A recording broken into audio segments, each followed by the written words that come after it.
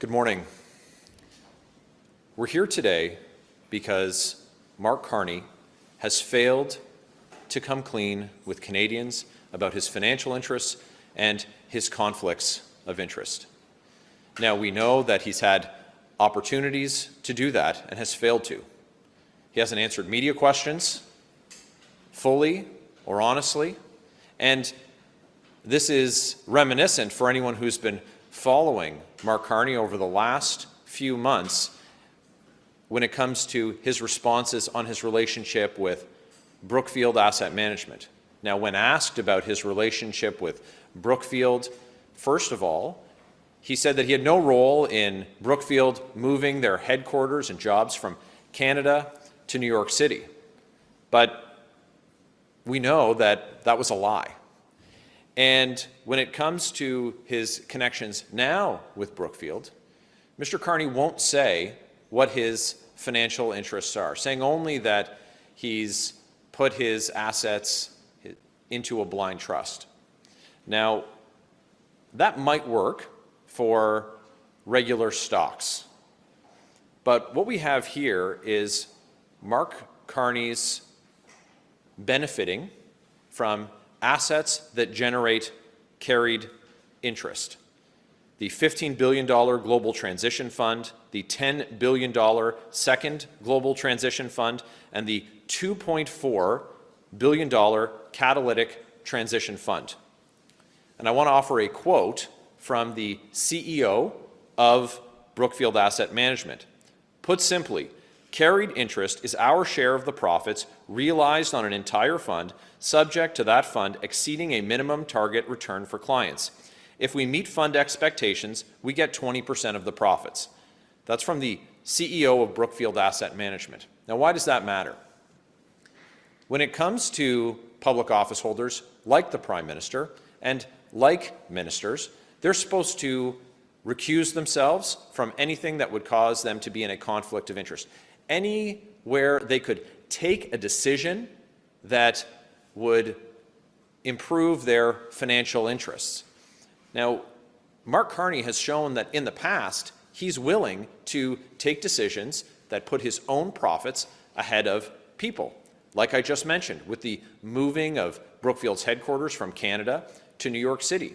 The express purpose of that was to increase profits for himself. And when he was advising Justin Trudeau as the senior economic advisor, sitting in the Prime Minister's office, advising him when Brookfield Asset Management had interest in heat pumps, what did he advise Justin Trudeau to do? To push heat pumps. And that's exactly what Justin Trudeau did, increasing profits for Mark Carney. The problem is that Mark Carney knows that these funds exist. In fact, he set them up. So he knows exactly the decisions that he needs to take as Prime Minister to increase his financial benefit. And saying that they're in a blind trust means that he's not going to recuse himself from any of the decisions that would lead to him increasing the financial benefit to himself.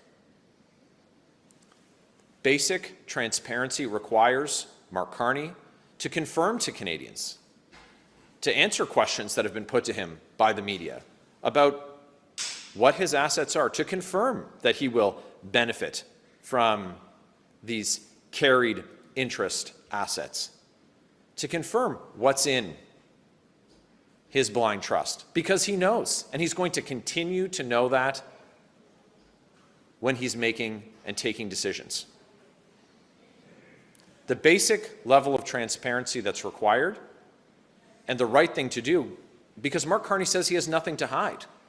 So if he has nothing to hide, then it's very easy for him to come forward today and to disclose to Canadians, to finally answer media's questions about what his financial interests are and what those conflicts of interest are, because that's what Canadians expect. Thank you. Mr. Barrett, is it your allegation that Mr. Carney got into politics to get rich? Wouldn't it just make more sense for him to stay at Brookfield if he was only interested in making money?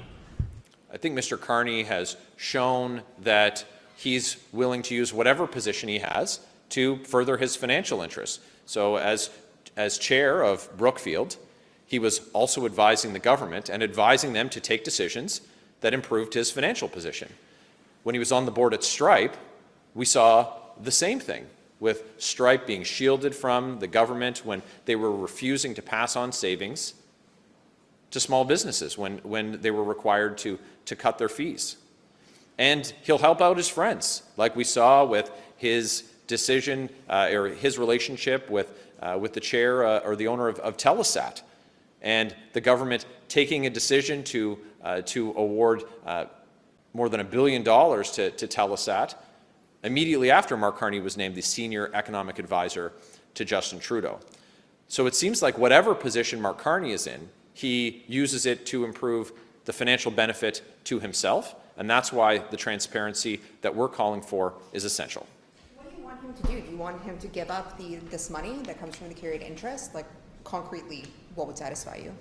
Mr. Carney needs to be transparent with Canadians. Now, if he wants to avoid the conflict of interest, he should divest, and not divest into a blind trust. It would mean that he would need to sell those assets, not to forfeit those assets or the payments that come from these carried interest assets to him. But the fact is right now, when he's been asked if he is going to be a beneficiary of these funds, he's refused to say. And so, first of all, we need to know what the truth is, which is always hard to know when you're getting answers from Mark Carney. And then he needs to do the right thing and to avoid even the appearance of a conflict of interest. Look, these Liberals have broken Canadians' trust after 9 years.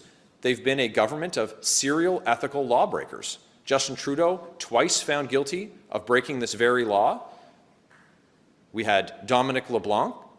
We had Mary Ng. We had the former finance minister, Bill Morneau. We had the parliamentary assistant to the Prime Minister, Greg Fergus. They all disregarded this law. And so we need to see from Mark Carney, instead of non-answers, full disclosure. Do you think the Prime Minister should call an election right away? First of all, Parliament should have been sitting since the last week of January. These doors have been padlocked by the Carney-Trudeau Liberals, trying to avoid the accountability and the scrutiny that comes with a sitting Parliament. So we had a performative scene with Mr. Carney claiming to cancel a law all by himself the first day that he was sworn in, but that's not how it works here in Canada. Only Parliament can pass and rescind laws. And these are the kinds of things that should be debated and passed in Parliament. Look, Conservatives have called for Parliament to be sitting so that we could pass a plan that puts Canadians first, to pass a big bring-it-home tax cut for Canadians, to repeal the Liberals' anti-energy laws like Bill C-69, to tear down interprovincial trade barriers, to remove taxes like the carbon tax permanently, like the tax on new home construction. But two things can be true at the same time. If the government isn't prepared to pass legislation that puts Canada first, then Canadians should decide in an election. And so while Parliament should have been sitting, Conservatives are saying that if the Carney-Trudeau Liberals aren't prepared to put Canada first by passing that legislation in the House of Commons, then it's time to take that to Canadians in an election. You'd rather he recall Parliament than go to an election right now? Parliament should be sitting. So that point needs to be crystal clear, that Parliament should have been sitting since the last week of January. But if Mark Carney isn't going to allow parliamentarians to debate laws and to pass legislation that puts Canadians first, then Canadians need to vote in an election, and we believe that they'll vote for a party that will put Canada first, like Canada's Conservatives. Can I just ask you, Michael, just about, we've all seen the polls. I know politicians don't like to comment on polls except for the Election Day one. Nonetheless, the polls have narrowed. Clearly, some Canadians are looking at the potential prime ministers and making a different choice than they might have made 6 months ago. And I wonder if you have some thoughts about why the Liberals might be back in the game. Is it because, for example, that Canadians don't know enough about the implications of this conflict of interest, the potential conflict of interest, or what other things do Canadians maybe need to consider about Mr. Carney aside from what you've presented today? Well, a couple of things. It's not surprising that the Carney Trudeau Liberals have tried to hide Mark Carney from questions. We saw him not take questions for extended periods of time between the debates and the Liberal leadership and the swearing in at Rideau Hall. So they've been trying to hide him. They've avoided, of course, the scrutiny of Parliament by locking parliamentarians out of the House of Commons. So they don't seem to want the scrutiny that would come with any of those accountability measures, like talking to the media or dealing with parliamentarians. When it comes to what Canadians are thinking, this past week, I've knocked on hundreds of doors. To go back to your question on if I think there should be an election, I've knocked on hundreds of doors this past week, and the message that I've heard from Canadians is that they're exhausted after the last 9 years of these Carney Trudeau Liberals. They're finding it increasingly difficult to get by, to make ends meet. I talked to one couple on Thursday evening, and they described themselves as formerly middle class. And I said, when did that change? They said about 10 years ago. And they said they found it harder and harder to try and make ends meet. They downsized. They moved into their son's home with him. And these are incredibly difficult times. Now, the message that we've shared with them, our Canada First plan, that's going to help increase the prosperity of Canada, of Canadians, by getting our natural resources to market, by, of course, passing the tax cuts that we've proposed for Canadians, that we have talked about ending the out-of-control spending and inflationary deficits of these Liberals, and of course protecting Canadians who are terrified. They're terrified with the chaos that they're seeing in their communities and on the streets, with our commitment to have jail and not bail for repeat violent offenders. This message resonates very well. And so with the scrutiny that comes with what I hope will be tough questions and consistent pressure from the media for Mark Carney to answer for things like these unknown financial interests, unknown conflicts of interest. And because he's avoiding the accountability of the House of Commons, the increased accountability that will come with an election, Canadians are going to see that Mark Carney really is just like Justin Trudeau. Mark Carney's only complaint with something like the carbon tax, for example, over the last few years, is that it wasn't high enough. And so when given the scrutiny, when Canadians have the opportunity to compare a leader in Pierre Poilievre, who's committed to lower taxes and to put Canada first, and a carbon copy of Justin Trudeau in Mark Carney, we look forward to the increased scrutiny that he'll receive. Carbon tax. Your party seems to be accusing the Prime Minister of not actually getting rid of it and raising questions about the document that was signed on Friday. What's your argument there? So, Mark Carney isn't able to unilaterally repeal legislation. So this is the exactly. And so, as noted by this member of the media, Mark Carney is not repealing the carbon tax. And he's not able to do that because it's required that Parliament passes that law. Now, if there was a commitment from the Carney Trudeau Liberals to do this, they would have done it in Parliament. But the fact is that 100% of Mark Carney's cabinet ministers have voted more than a dozen times for the carbon tax. These are the same Liberals who promised in the 2019 election that the carbon tax would not go up. They lied. They then promised, after they raised it, it would not go up. They lied again. Now here we are on the eve of an election when Mark Carney needs Canadians' votes. And he's saying that he has zeroed the price that they've put on the carbon tax.